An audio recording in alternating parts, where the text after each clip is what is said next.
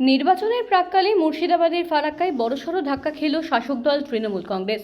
তৃণমূলের সঙ্গ ত্যাগ করে কয়েকশো কর্মী সমর্থক নিয়ে জাতীয় কংগ্রেসে যোগদান করলেন জঙ্গিপুর জেলা তৃণমূলের এসসি ওবিসি সেলের সহসভাপতি প্রকাশ প্রামাণিক। শুক্রবার ফারাক্কা জাতীয় কংগ্রেসের প্রার্থী মাহতাব শেখের অফিস প্রাঙ্গণে তার হাতে দলীয় পতাকা তুলে দিয়ে তাকে কংগ্রেসে স্বাগত জানান ফারাক্কা ব্লক কংগ্রেসের সভাপতি আব্দুল বাসির। প্রকাশ প্রামাণিক তার ক্ষোভ উগরে দিয়ে বলেন, তৃণমূল দলটিতে সাধারণ কর্মীদের কোনো সম্মান নেই। বিশেষ করে এসসি ওবিসি সমাজের মানুষের উন্নতির জন্য এই দল বা দলের নেতৃত্ব কোনোদিনও ভাবেনি। আমরা দীর্ঘ লড়াই করলেও আমাদের বারবার অবহেলা করা হয়েছে। একমাত্র জাতীয় কংগ্রেসই পারে দেশের সংবিধান ও সব জাতির সম্মান রক্ষা করতে। তাই সাধারণ মানুষের স্বার্থে এবং আগামী দিনে মানুষের অধিকার প্রতিষ্ঠার জন্য আমি কংগ্রেসের হাত ধরলাম। এদিন ফারাক্কা ব্যারেজ টাউন কংগ্রেসের নতুন কার্যালয়েরও উদ্বোধন করা হয়। এই উপলক্ষে আব্দুল বাসির বলেন, তৃণমূল ও বিজেপি আসলে একে অপরের পরিপূরক। মানুষ আজ সাম্প্রদায়িক রাজনীতি ও অপশাসনের হাত থেকে মুক্তি চায়।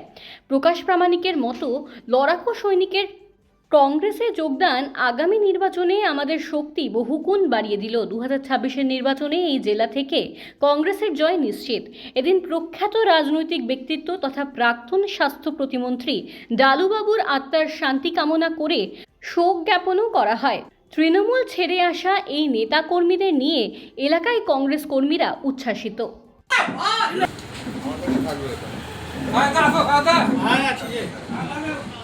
আমাদের জঙ্গিপুর ডিস্ট্রিক্ট যিনি এসসি ওবিসি সভাপতি ছিলেন, জেলার সভাপতি, তিনি কিন্তু কিছুদিনের আগে বন্ধু কংগ্রেস জয়েন করেছিলেন। আমরা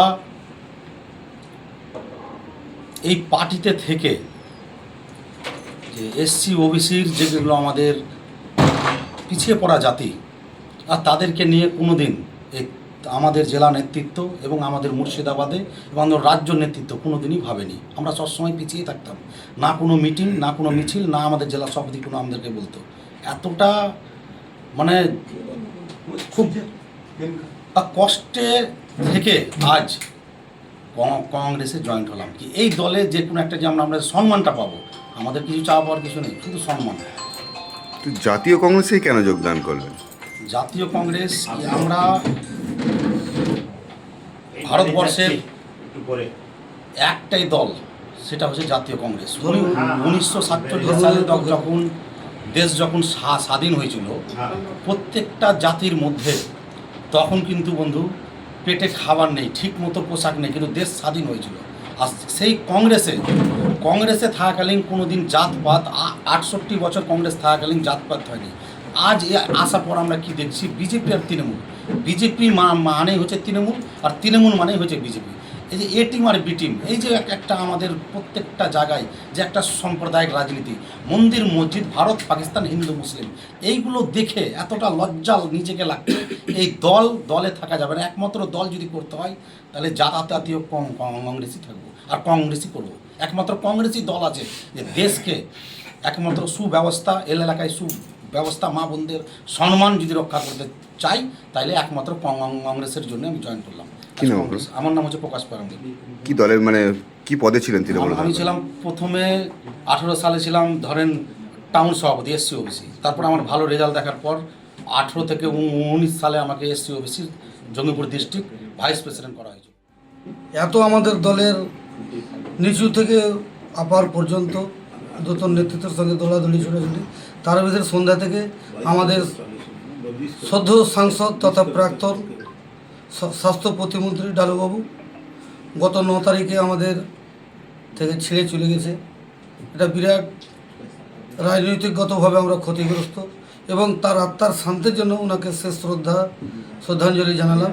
তার সাথে সাথে ফারাক্কা ব্যারেজ টাউন কংগ্রেসের যে নির্বাচনী বৈতরণী পার করার জন্য একটা বসার যে একটা ঠেক, সেই ঠেকের এই কার্যালয়টা আমি উদ্বোধন করলাম। তার সাথে সাথে আবার তৃণমূল থেকে আগত এক যোদ্ধা সৈনিক আমাদের জাতীয় কংগ্রেস দলে যোগদান করলেন এবং তাকে এবং তার পুরো টিমকে আমার জাতীয় দলের কংগ্রেসের পক্ষ থেকে তাকে আন্তরিক ও শুভেচ্ছা ভালোবাসা জানাচ্ছি। এবং তার সাথে সাথে একটাই কি যে আমাদের যে 2026-এ যে 23 তারিখ যে এপ্রিল বিধানসভা নির্বাচন আছে, সেই নির্বাচনে একটা আমরা ভালো জোরদার লড়াই করব এবং 100% আমরা জিতবো। তার এগুলো প্রতিফলন দেখতে পাচ্ছি। আমি এলাকায় ঘুরছি এবং ভালো সাড়া পাচ্ছি।